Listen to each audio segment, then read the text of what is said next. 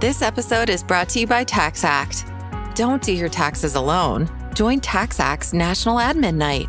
Admin nights are social gatherings for getting through your to-do list. So get ready for a night of fun, finding deductions, and filing taxes with TaxAct, where you can file your federal and state return for just $49 through April 8. Let's get together and get them over with. Visit taxact.com/admin-night for details.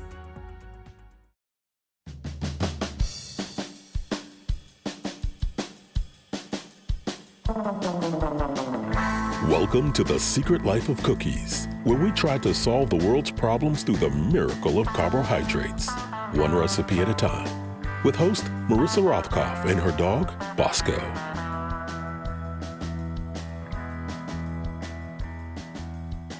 Hello. Today's guest is CNBC senior analyst and commentator Ron Insana, here to answer all our questions about the economy and finance. If you're like me, you have a lot of questions about it. So thank you all very much for joining us today. Please grab a pencil, a paper, and take some notes. All right, and welcome to The Secret Life of Cookies. I have as my very special guest today, finance reporter and senior analyst and commentator from CNBC. I loved reading that you were named one of the 100 top finance experts, finance reporters in the United States, which is a bonus to have you here. It only cost me like $3,000 or $4,000 to get on that list. So, it's like the top docs and top dentists articles. Yeah. Yeah, New Jersey. Yeah, exactly. Yeah, exactly. Hey, whatever keeps New Jersey Monthly afloat, since I used to write reviews for them. But yeah, I always find those a little dodgy, but you're the real deal. And I'm glad to have you here today. You have a great deal of experience, which is great because we're going to be talking today about the economy, which has left me feeling a little bit, I think we all feel a little flustered by what's going on right now. I'm going to self-soothe by, because that's what I did. This whole podcast. Can I put my therapist on the line then while I'm talking to you? Or yeah, exactly. But I'm not paying for it. No, I knew. Yeah. I get it. We tend to self-soothe on this program by me baking or cooking. And I think today you will not be baking, but I think we should talk about food a little bit as a way of sort of grounding us. I'm making chocolate chip cookies because... Oh, man. In prep, sorry. You live close. I could bring you some. That's like my heroin. Oatmeal chocolate chip is it. So and all oatmeal cookies should have chocolate chips in them. No doubt. There are people who think there should only be raisins, and I like them, but the oatmeal chocolate chip that's the deal. It's the deal. In fact, mine is actually made with oat flour, so you don't get the chunkiness of the oats. You get just the taste of oats. So I've had those too. I like the chunkiness. So okay, Nick, when I bring them up to you, when we get to the economy, we're probably going to talk about it in those terms. Actually, chunky, textured. It seems a very textured economy right now because it leaves my hair curly. Anybody not watching, my hair's mine used to be. Oh, so I'm preparing chocolate chip cookies in preparation for my daughter coming home from college on spring break. That's her favorite food, and clean sheets. Those are the things she's getting from me. But you grew up in a very Sicilian Italian family, so I have some suspicion that food meant something to your family. Is this true? Yeah, pretty much everything. It was, and obviously it's true of all cultures that people gather around tables and eat and socialize and all that. I found that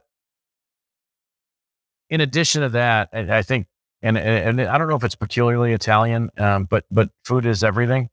It substitutes for every single emotion you could possibly imagine, whether it's, happiness, depression, anxiety, boredom, anger. It doesn't really matter. Whatever mood happens to strike you is justification for eating. And so that's kind of the environment I grew up in. And then it was, wildly celebratory as well, as is the case in a lot of cultures. But, around Roman Catholic holidays, even American holidays for that matter, like Thanksgiving, purely American, it still involved Italian food, but it just came before the turkey. It wasn't like we didn't bypass the turkey at all. It was, the turkey was it was still the main course, but all the Italian stuff led up to it and followed it, which was, it, a bit gluttonous, I would imagine, and probably, I mean, and we're not Roman by any stretch of the imagination, but there's a certain bacchanal feel to the whole experience at some point. Yeah, I mean, the traditional idea of a feast day, a festival, right? That's where you get the word, is really just that, right? And we did a lot of it. Yeah, it didn't, I mean, and I'm old enough that, there was a time when you couldn't eat meat on any Friday, not just Fridays in Lent.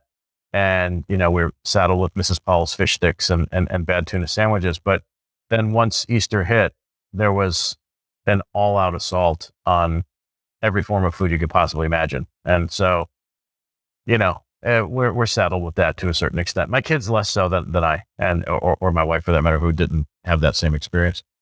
Did you raise your kids to believe in the Italian traditions of like whatever you did? Did they eat the same foods?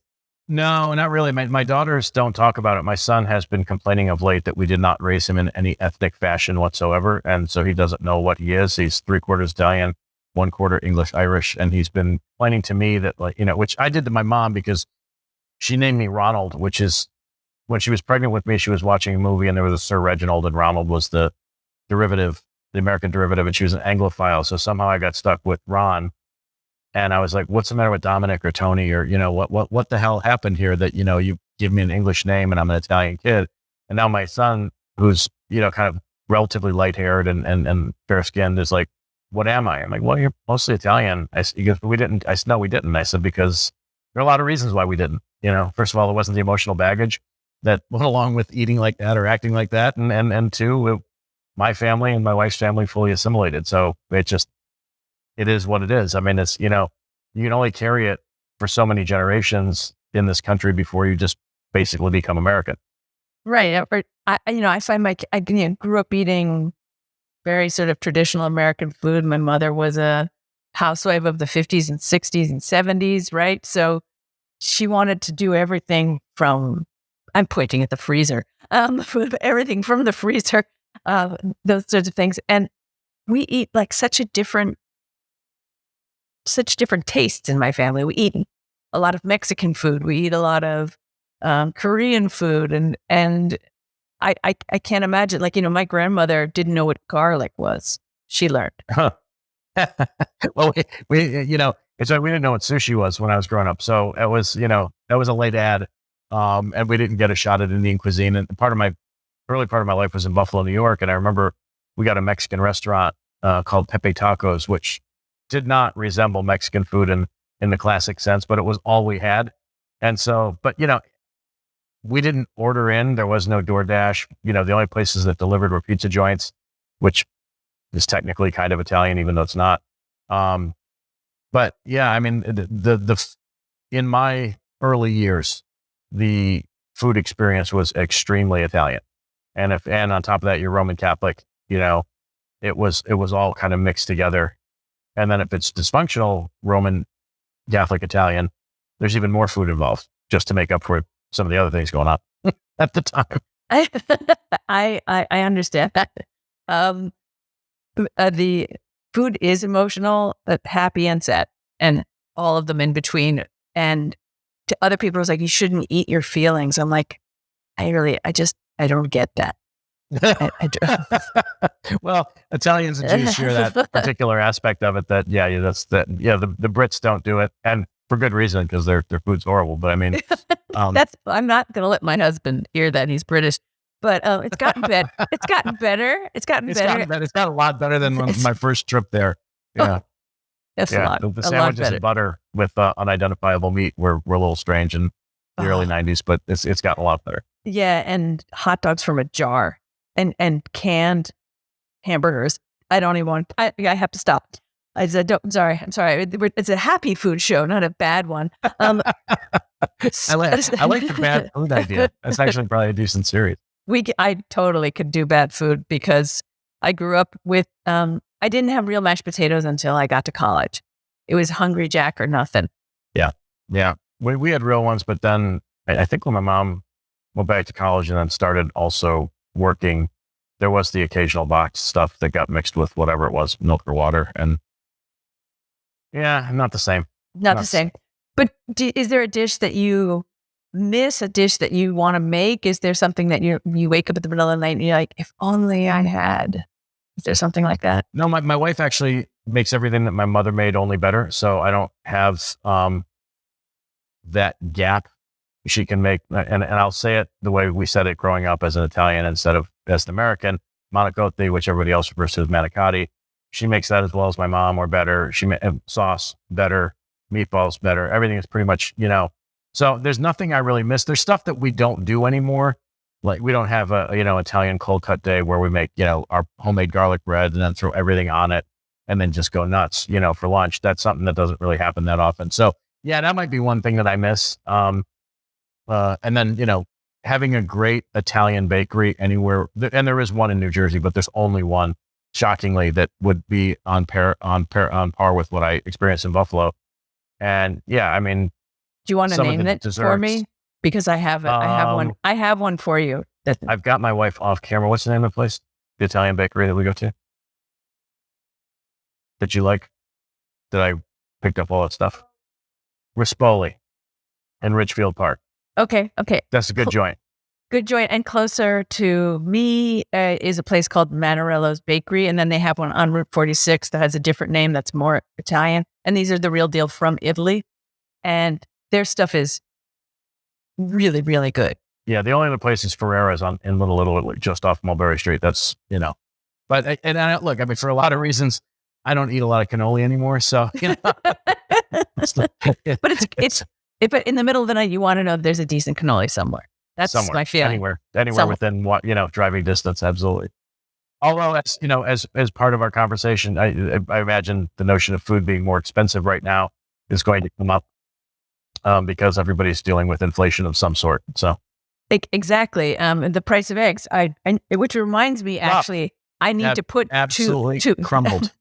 We had a Humpty Dumpty moment in eggs. They're less than half where they were at the peak. And part of that was avian flu, which forced U.S., chicken producers to cull the herds pretty dramatically. And part of it was transportation and energy costs. But from what I've just seen recently, egg prices are cracking, whatever you want to say. And they're breaking down. Yeah, they're breaking down. Yeah. And that part of the supply chain is getting normalized again. So that kind of inflation is disappearing pretty quickly.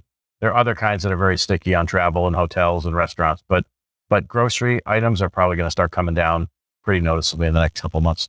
I think a lot of people would find that a good thing. It's a regressive tax on middle and lower income folks, so it just makes it that much harder, And I think our President Biden just came out with his budget today. Yes, he did. It's been a very very good week for you to be on. And we've got Mr. Powell and we've got Mr. Biden telling everybody that the richest Americans are now going to he wants them to be taxed. I'll say wants them to be taxed 25%.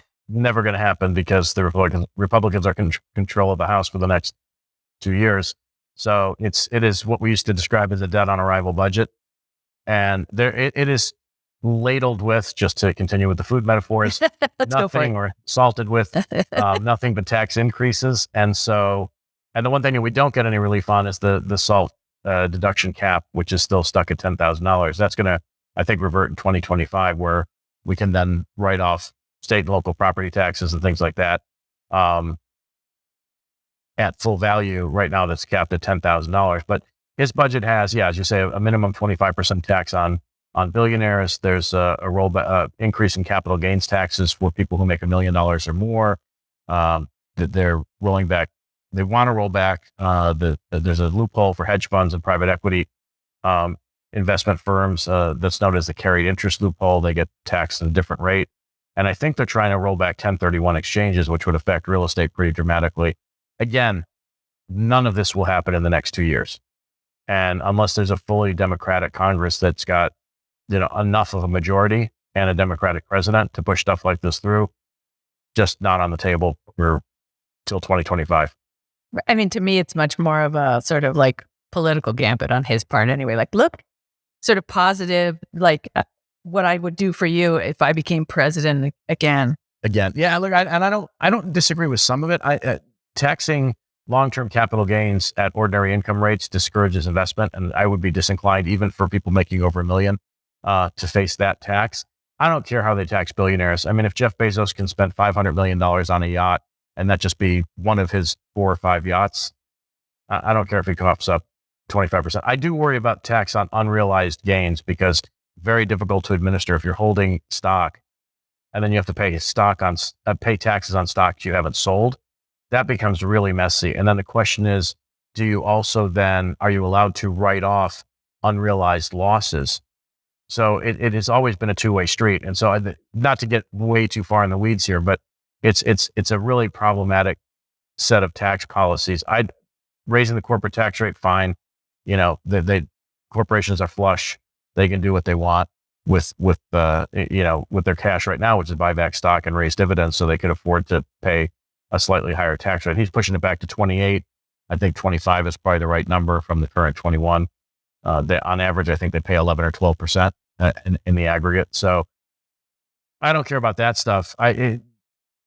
Discouraging investment in a time when we're attempting to onshore a lot of advanced manufacturing and things like that just puts a chill on all of that stuff because it means people won't put money to work in the areas that we want to build out. And so I don't think they fully thought that through. Yeah, I sort of wondered about that possibility, like how do you bring things in and encourage it the way things are going. And do it at the same time that the Fed's still raising rates. I don't think you want to have a really restrictive fiscal policy while the Fed's tightening what we like to call monetary policy or just raising interest rates, to put it more simply. That would be a double whammy for the economy. And you have to time that better than just saying, yeah, we're going to do this over the next 10 years while the Fed's still tight for the next 1 or 2.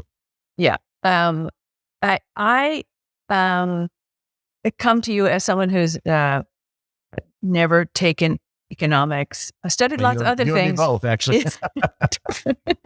But I actually would like to know, how did you get into this?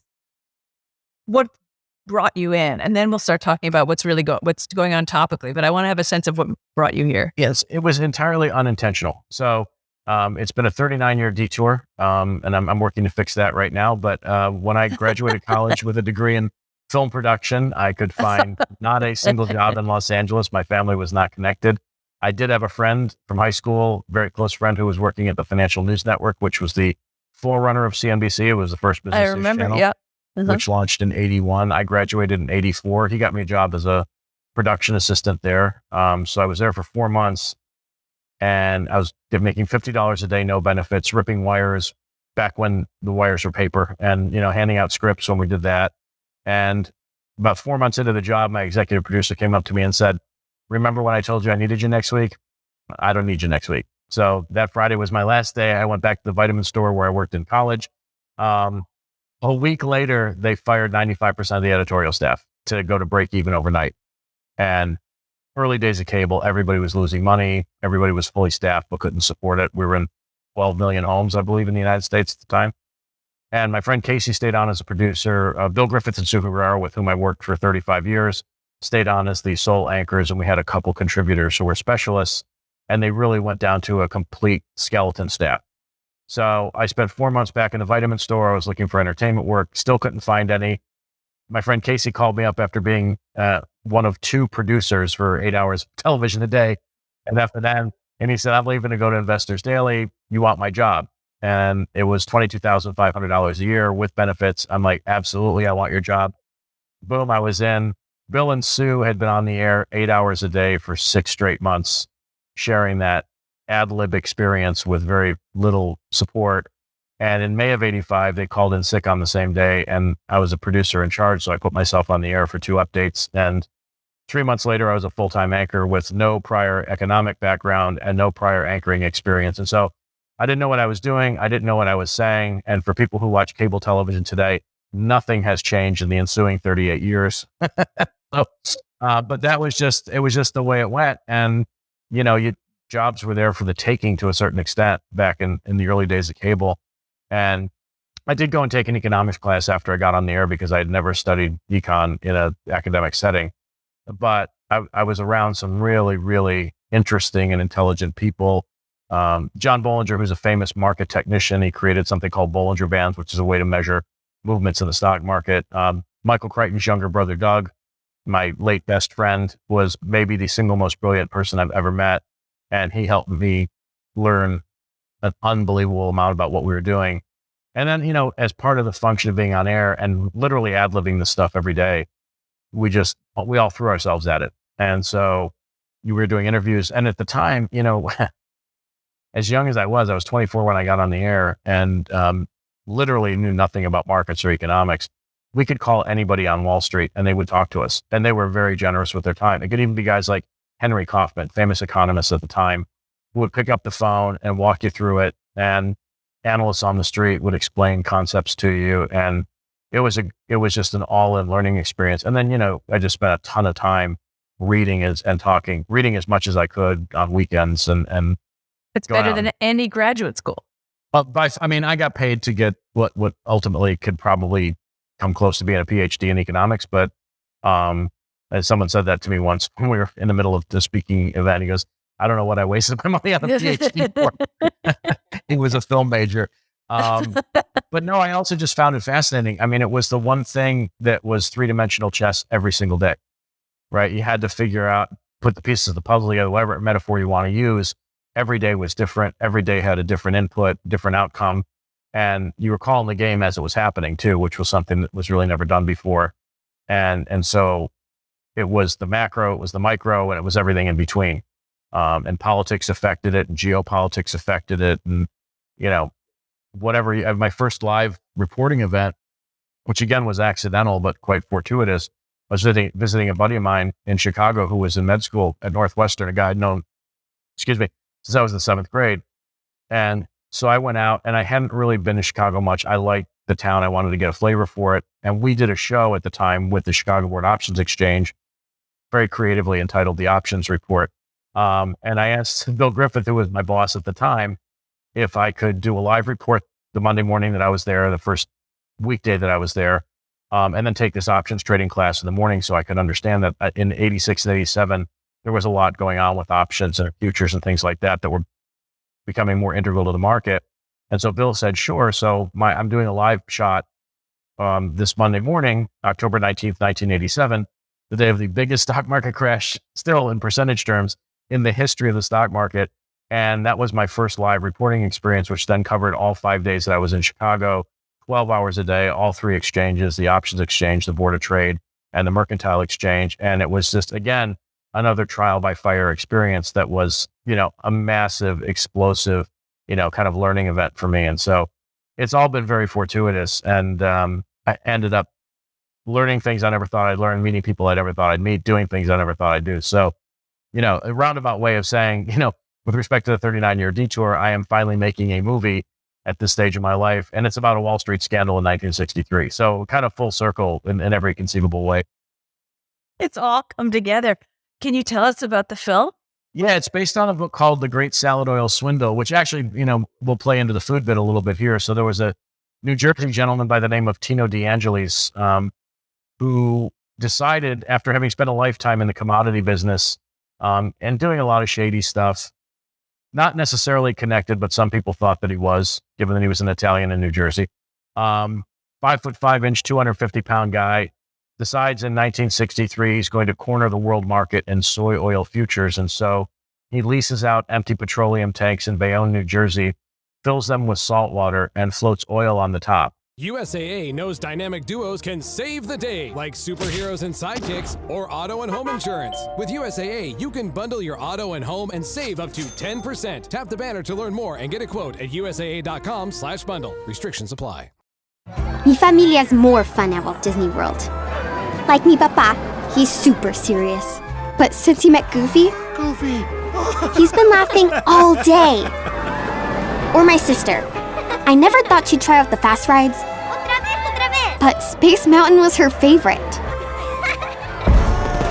And me, I didn't think anything could feel so special. The memories made at Walt Disney World Resort. That's pura magia. Wait. Pause a moment, because I have been making a joke I've been saying for the past 10 years that those petroleum tanks in Elizabeth are actually filled with red sauce. That's New Jersey. Yeah, Tino didn't take it quite in that direction. Wow. And were it only true, were yours only true, we'd all be down there every weekend. He filled it up with salt water and floated oil on the top. So, and then was believed to be in control of about 1.9 billion pounds of soy oil, which didn't exist, but he used that as collateral to borrow hundreds of millions of dollars from 51 different lending institutions, including two big brokerage houses on Wall Street. American Express had a field warehouse receipt company that really, at the end of the day, didn't do adequate due diligence. They kind of took his word for it that he had the oil. So they wrote these field receipts, warehouse receipts for him that he used as collateral cash, really bought up soy oil futures, and the whole thing crashed. Third week of November 1963, the week in which, on that Friday, JFK is shot. So markets crashing the whole week before JFK gets shot. Very early morning, everybody thinks there's another shoe falling in the DeAngelis case, and it was actually the market's very early reaction to the news that JFK had been shot in Dallas. And so the book is great. It was written by a gentleman who's still alive. The Wall Street Journal reporter won a Pulitzer for it, for his reporting, Norman Miller. And so I optioned the book from him 4 years ago. And we're just now in the process, finally, I believe, of moving forward on making the film up in Toronto. And hopefully we'll be done and be ready for the fall, which will be the 60th anniversary of both those events, the salad oil swindle and JFK at the same time. Oh, this sounds fantastic. It's a great story. I mean, and again, it speaks to the repetitive nature of scandals on Wall Street. And this was the biggest since the 1920s, but was obviously overshadowed for good reason. But then you get all the scandals in the 80s, the 90s, you get then the Sam Bankman-Frieds, the Elizabeth Holmes, the Bernie Madoffs, all of that stuff. It's all the same story with different faces and all varying levels of complexity. This being, in my mind, the single most deceptively simple scandal I've ever seen in my life.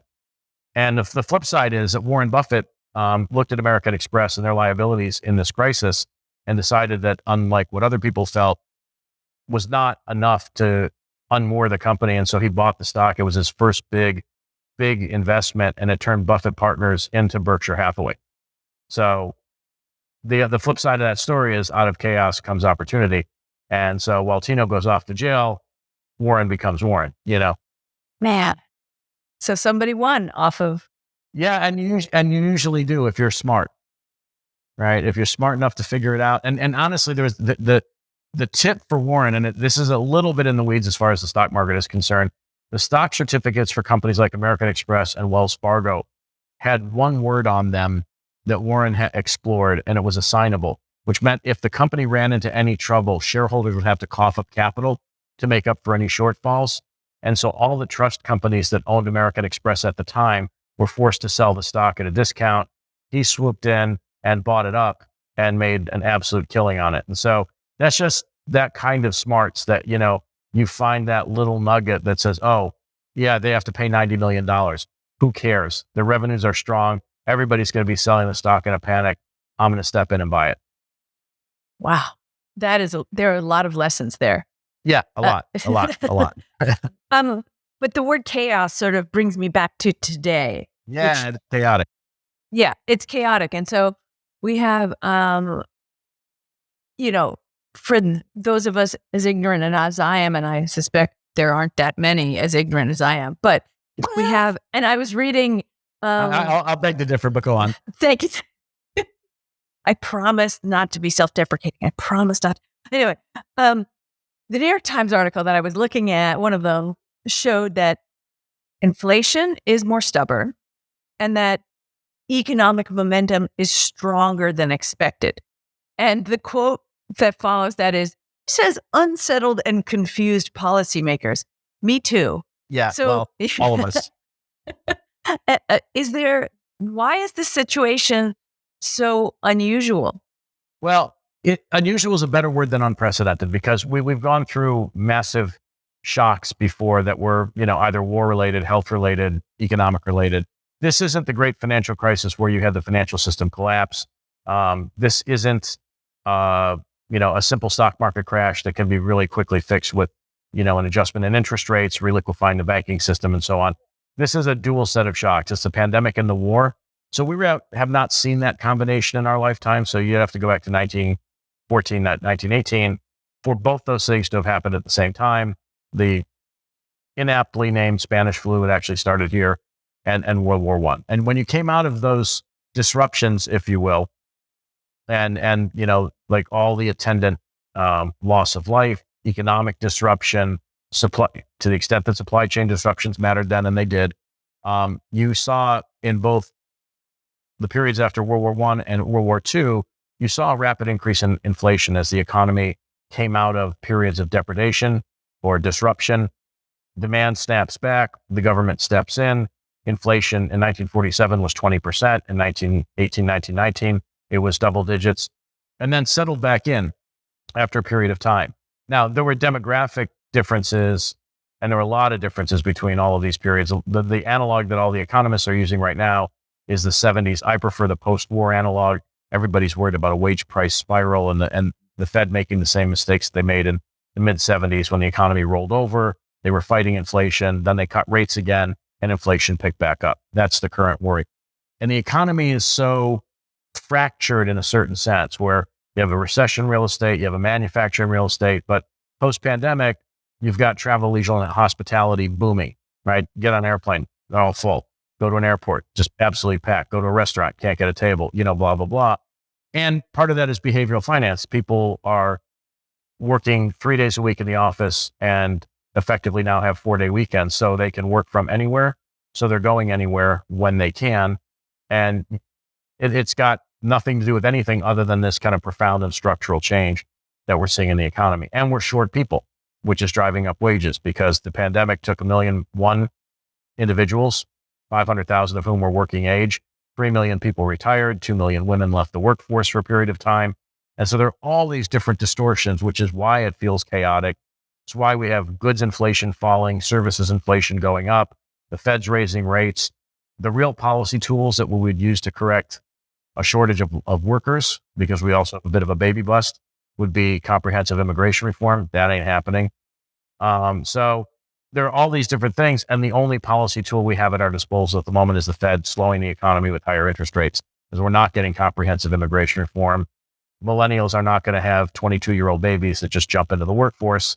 And, we do have some technology that's replacing labor, but that's not happening at a pace that is bringing wages back down or bringing wage inflation back down so that the Fed can stop raising rates. So yeah, it is chaotic. It's crazy.